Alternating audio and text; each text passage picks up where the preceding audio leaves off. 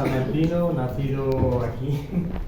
He estudiado aquí en varios centros. He estudiado en Beatriz Galindo, en un centro que está en el barrio Vidal. Y luego también he estudiado en un instituto en Ciudad de Medrano, que también está en la zona central al lado del cementerio, ¿no? Mi carrera también fue aquí, mis primeros comienzos laborales fueron aquí. La verdad es que estaba nervioso, como le comentaba a ella, porque tenía dudas de cómo enfocar mis palabras, porque no tenía muy claro si centrarme únicamente en lo que es el bullying o quería abrirme un poco más y contar un poco pues cómo ha sido para mí todo este proceso a lo largo de mi vida, y es lo que he decidido hacer, contar un poco cómo ha sido para mí el bullying, el miedo, todo lo que va relacionado con ello a lo largo de mi vida y de mi trayectoria, ¿no? Entonces, voy a contar un poco brevemente, obviamente, la historia de mi vida y cómo ha sido la relación con el miedo, que ha estado muy presente en ella, ¿no? Yo pasé de ser un niño muy dicharachero, un crío muy agradable, que se relacionaba con todo el mundo, como siempre ha dicho mi padre, y pasé a ser un adolescente, pues adolescente, incluso adulto, pues muy tímido, introvertido y bueno, prácticamente intentaba ser invisible para el resto de los demás. ¿Todo esto por qué? Por el miedo, ¿no? Entonces, bueno, voy a empezar con la época del colegio. En el colegio donde yo estudié, Beatriz Galindo, en el barrio Vidal, pues había alumnos de todo tipo, alumnos del mismo barrio, alumnos de otras zonas, ¿no? Pero no existía la palabra bullying. El bullying en realidad hace unos cuantos años no tenía nombre, pero sí que existían agresiones, sí que existían vejaciones, sí que existían palizas, robos, muchas cosas que estaban incluso hasta normalizadas, ¿no? Normalizadas por los propios docentes, normalizadas por las familias, incluso normalizadas por los propios alumnos, ¿no? Nosotros como alumnos, pues cuando éramos sobre todo más pequeños, teníamos miedo a los alumnos mayores porque en realidad ellos hacían muchas cosas con nosotros, nos pegaban, nos robaban el bocadillo, nos hacían llevarles las mochilas, cosas que pueden parecer, o en aquel momento se decía que eran cosas de críos, pero no era así, porque estos niños pues lo estaban pasando pues realmente mal, ¿eh? Estamos hablando de que te pudieran pegar una bofetada sin ningún problema y con un profesor casi delante y que mira para otro lado y dice, bueno, no pasa nada, es una cosa de críos, déjalo estar así, ¿no? ¿Esto qué me hizo a mí a nivel personal? Pues me afloró mi instinto de supervivencia.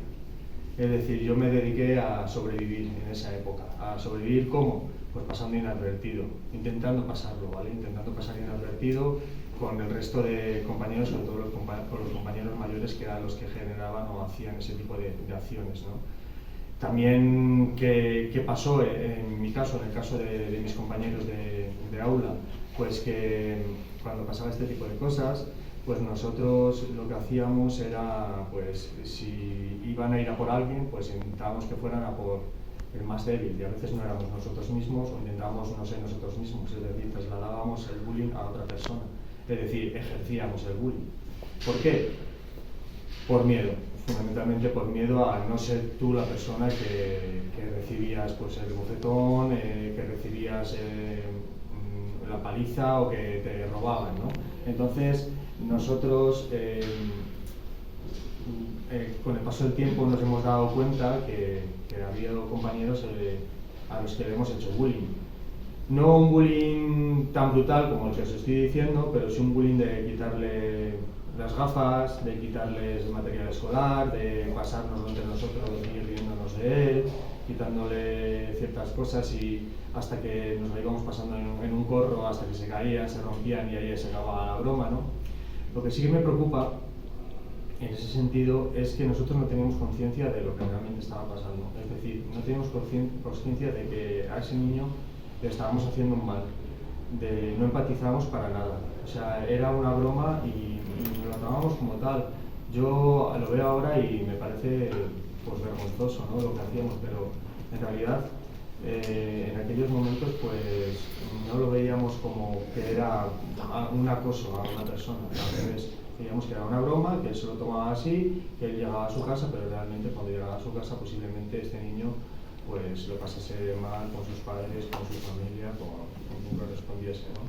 Entonces, bueno, en esa época pues yo me dediqué a la supervivencia. ¿Qué pasó? Que luego pasé a un instituto, nada que ver con el colegio, ¿no? El instituto era muchísimo más grande, el colegio era un colegio pequeñito, de una sola línea. Y en el instituto, pues de repente muchísima gente, muchísimas líneas, muchísimos alumnos. ¿Y qué decidí también? Pues lo mismo, seguir pasando inadvertido, seguir intentando ser lo más invisible posible para evitar pues, conflictos con la gente, ¿no? Entonces, esto acentuaba pues, cada vez más mis complejos, mis inseguridades, mis miedos y hacía pues, que cada vez fueran más grandes y me pasase pues, realmente peor ante cualquier crítica, ante cualquier comentario de cualquier compañero, ¿no? Entonces, esa época pues tampoco fue muy sencilla, ¿no? Luego encima hubo un despertar, el despertar de la adolescencia, en el que, bueno, pues yo me di cuenta de que me gustaban los chicos y al darme cuenta de que a mí me atraía a los chicos, pues tenía un problema, porque yo tenía que encajar socialmente y esa no era una manera de encajar socialmente. Entonces, pues me puse a leer libros de psicología y en los libros de psicología, gracias a Dios, en aquel momento, pues hablaban de que, bueno, había una época en la que tanto chicos como chicas, pues tienen dudas, si no me equivoco, vosotros sois psicólogos, y bueno, pues esa época para mí fue, o sea, esas palabras para mí fueron como un bote salvavidas, me agarré a ellas. Es decir, vale, hay una época en la que hay dudas, no se sabe realmente si te gustan los chicos, si te gustan las chicas, pues bueno, es lo que me está pasando a mí, no pasa nada, es normal, ¿vale? Vamos a seguir con ello y vamos a continuar. ¿Qué pasó? Que esa época pues duró 10 años. Obviamente no es muy normal. Yo claramente en mi foro interno tenía claro que eso no era así, yo tenía claro lo que me gustaba y lo que sentía, pero intentaba bueno, pues normalizarlo y seguir viviendo el día a día, seguir intentando ser feliz en mi día a día con eso, ¿no? Con esa historia que me generaba o que me creaba dentro de mi cabeza, ¿no? En esa época además, pues se me añadió otro problema, pues que conocí a una persona, un compañero mío de clase, del que pues me enamoré profundamente y bueno, no era correspondido. Entonces, para mí bueno, los primeros momentos fueron bonitos, pero a posteriori pues no fueron tan bonitos porque empecé a sufrir. Este chico pues tenía relaciones con chicas y yo pues seguía teniendo pues un amor muy grande hacia esa persona que hacía pues que sufriera.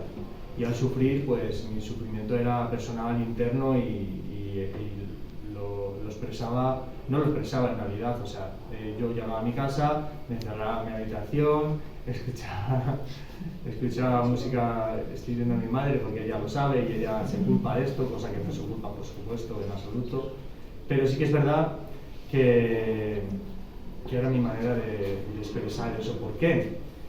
Pues porque no sabía expresarlo, no sabía contarlo, no sabía cómo decirlo, sentía que eso me podría generar debilidad y no quería, ¿no? Yo quería ser una persona fuerte y quería que esto pues, no pasase, entonces dijo, pues, vamos a ver qué pasa, vamos a continuar, eso no cambiaba, ¿no? Entonces empecé a sufrir bastante en soledad. Y ese sufrimiento pues es bastante duro porque pues una persona que está pasando un mal momento, yo aparte sí que me considero una persona fuerte, pero estaba pasando un mal momento y ese mal momento pues hace que estés triste. Aunque intentaba disfrutar de los pequeños momentos de la vida, que lo he hecho siempre y eso me ha dado bastante vida o bastante, bueno, pues he podido ser feliz en muchos momentos, pero sí que es verdad que lo intentaba pero que no lo conseguía, ¿no? Luego, a posteriori pasé a la universidad. Yo tenía que hacer una carrera, sí o sí. Bueno, antes de eso, decir que bueno, el último año de instituto, que fue cuando me separé de esa persona, que éramos como uña y carne, la verdad, para mí fue durísimo, porque pues, bueno, de repente de pasar de estar con alguien a la que quieres, conformarte con lo poco que te da, a no tener nada, ¿no? Para hacer carreras diferentes, pues es duro. pero sí que, bueno, pues tuve que hacer una carrera. Digo tuve porque nuestra generación o mi generación era una generación donde los padres no habían estudiado carreras superiores y querían que los hijos estudiasen porque era lo mejor para ellos, ¿no? Entonces, bueno, pues todos nos pusimos a estudiar una carrera. Elegí una carrera cualquiera, sinceramente me daba igual. No tenía ningún tipo de interés en hacer una carrera u otra. Tenía otras cosas en la cabeza, tenía otros problemas y otras necesidades, y en realidad lo que eran los estudios pues me daban bastante igual. Llegó un momento que aquello era insostenible y en mi propia casa pues se dieron cuenta de que algo pasaba. Entonces me llevaron a un profesional, fui a un psicólogo, y me llama la atención, ¿no? Porque si una persona está cerrada es complicado sacar lo que lleva adentro, ¿no? Entonces yo, por ejemplo, tengo la anécdota que estuve un año yendo al psicólogo y le contaba, pues me pasa esto, la facultad no me va bien, bueno, muchas cosas que no eran mi realidad, porque sí eran pequeños problemas del día a día, pero no era la realidad de lo que yo tenía encima, ¿no? De lo que me preocupaba, que era pues mi sexualidad y pues, un querer a alguien que no era correspondido, ¿no? Entonces seguía así, yendo al psicólogo y intentando sacar la carrera a la vez, complicado porque tenía otras cosas en la cabeza, otras cosas en mi mente, pero aún así, pues bueno, seguía, ¿no? Seguía. Llegó como mitad de carrera y bueno, me fui a un campo de trabajo y allí conocí a una chica que ella vio que a mí me pasaba algo, porque por mucho que intentara forzar una sonrisa, que a veces se intenta y a veces te conviertes en un muy buen actor, porque te dedicas a actuar durante las 24 horas del día, 7 días a la semana, ¿no? Entonces esa chica sí que se dio cuenta de que algo estaba pasando y bueno, sí que se dio cuenta de que algo estaba pasando, no pasa nada. Y bueno, me consiguió que me abriera y que le contase lo que realmente me pasaba, ¿no? Entonces, al hacer esto, ella pues me ayudó bastante y bueno, pues algo de sufrimiento se alivió, pero al volver a mi casa pues era otra vez lo mismo, ¿no? Entonces, al final acabé contándolo en casa, se lo conté a mi hermana, se lo conté a mis padres, pero la decisión que tomamos, que fue un poco mutua entre todos, pues fue contar, o sea, ellos me aceptaron, pero todo era de puertas para adentro, ¿vale? Es decir, todo era, se supone que por mi propio bien, para que la gente pues no se metiera conmigo, para que a nivel laboral pudiera tener un trabajo, para que socialmente pues fuera aceptado, incluso familiarmente, ¿no? Pero pues eso, todo se mantenía de puertas para adentro. Yo podía tener mis parejas, pero de puertas para adentro y de puertas para afuera pues éramos amigos o conocidos o lo que fuese, ¿no? En realidad, ¿qué es lo que pasa con esto? Pues que bueno, decidimos comentar o decir a todo el mundo pues que lo que pasaba era cosas, o sea, que lo que realmente nos pasaba era cosas mías, ¿no? Que yo no tenía por qué contar eso en un trabajo, por ejemplo. O sea, hablando a nivel laboral, yo no tengo por qué contar que me gustan los chicos a nivel laboral, porque es mi vida, pero no es la realidad, porque no.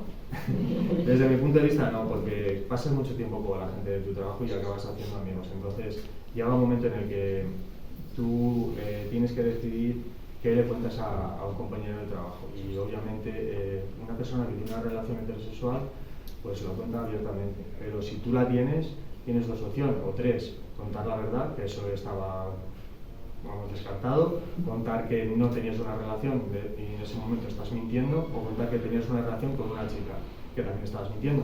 Con lo cual seguíamos en el mismo bucle de mentiras, pues eso, de engañarnos a nosotros mismos y hacer un papel pues diario 24 horas, ¿no? ¿Qué genera eso en una persona? Pues inseguridad, miedo, sentirte aterrado por ver a alguien homosexual que conoces y te encuentras por la calle, vas con amigos y no quieres saludarle porque te pueden relacionar con un grupo al que realmente perteneces, ¿no? También, o pasar delante de un bar homosexual y darte la vuelta para no tener que pasar y no tener que realmente no tener que pasar por la puerta, o sea, que no te viera nadie en la puerta del bar, bobadas, ¿no? Todo pues para hacer una pose social y laboral, incluyendo pues que bueno, mi trabajo estaba, yo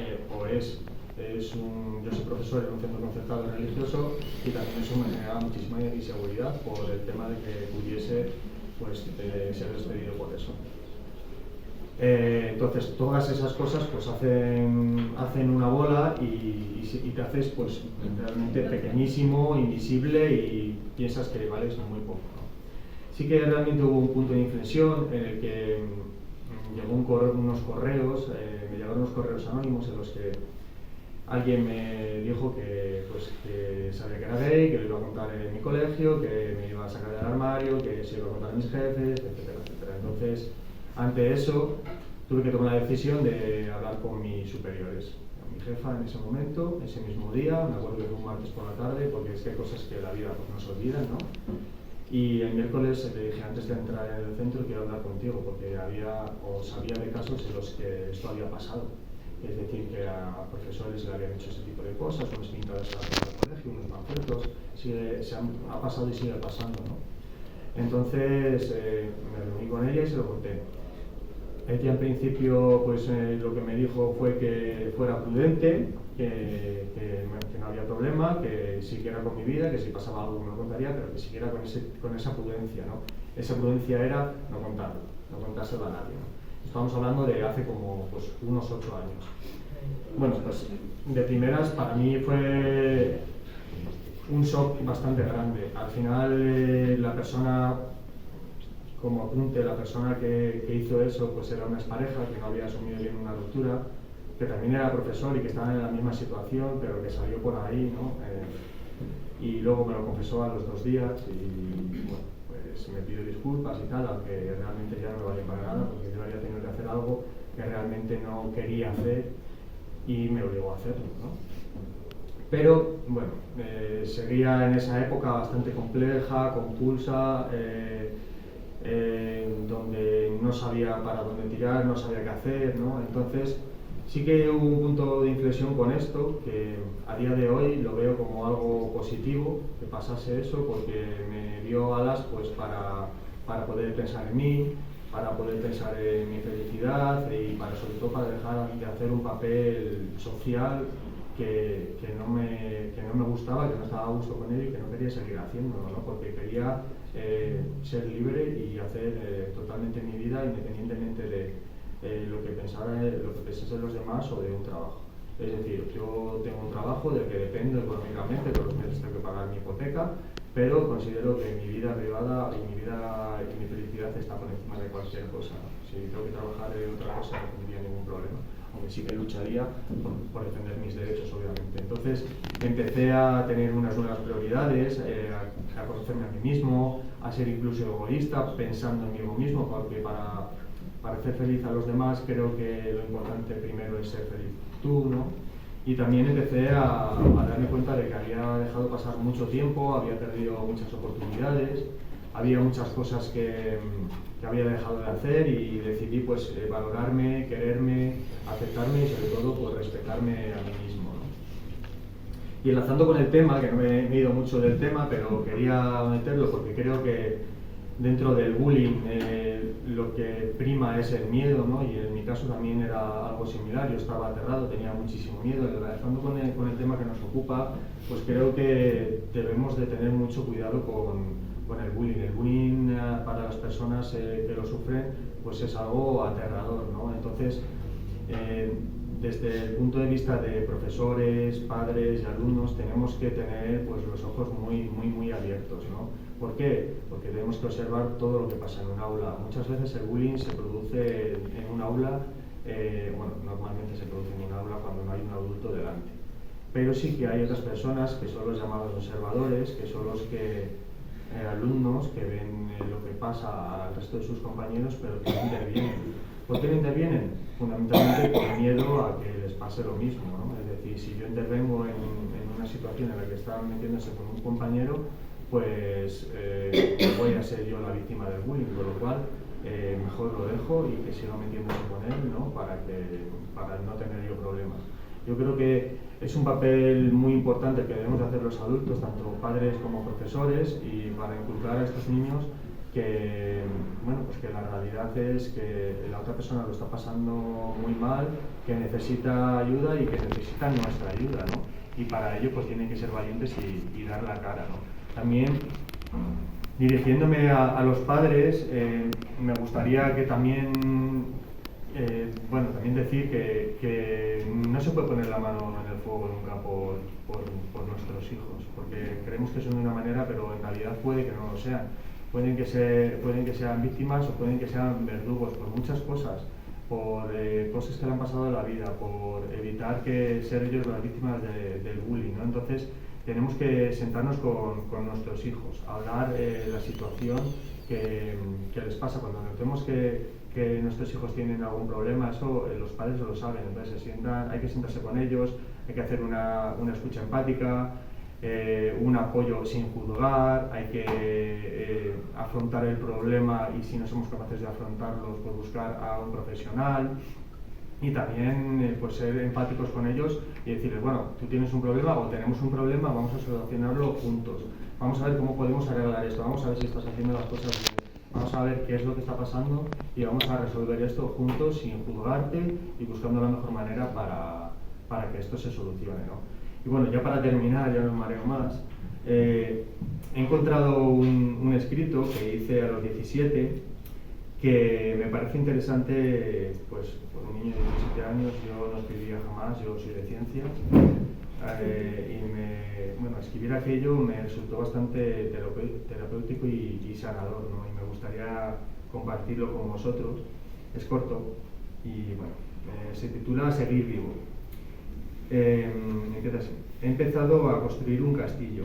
Sé que es difícil y posiblemente se me derrumbará antes de acabarlo y me tocará volver a empezar de nuevo. Pero aún así tengo que hacerlo por mí y por todos los que creen en mí. Este castillo es como una nueva vida para mí. Antes tenía otro, pero ese otro, aunque gustaba al resto de la gente, a mí no. Por eso se acabó derrumbando. Yo intenté volverlo a construir, pero volví a caer con la brisa más ligera, con un soplo de viento que aunque parecía pequeño, en realidad era muy grande. La verdad es que hoy no he empezado a construir el nuevo castillo, estoy intentando reconstruir el viejo. Es muy difícil dejarlo y empezar de nuevo. Tengo que cortar con todo, o con casi todo, y no puedo o no quiero, o mi corazón no me deja, o yo no le dejo. Lo único que sé es que mi mente me pide un cambio, pero mi corazón no le deja cambiar. Porque si lo hace moriría. De hecho, se está muriendo de amor por alguien y a ese alguien ni siquiera lo sabe.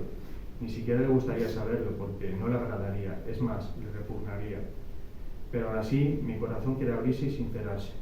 Pero ahora es la mente la que no le deja hacerlo, porque tiene miedo, mucho miedo, se muere de miedo. Porque sabe que si lo hace, lo poco que tenga ahora suyo lo va a perder. Todo cambiaría, la mente lo desea más que nadie y el corazón le desea más que a la vida misma, más que a su vida. Me entregaría gustoso por pasar un segundo con ese alguien, pero que ese alguien sintiese lo mismo por él, aunque solo fuera eso, un segundo.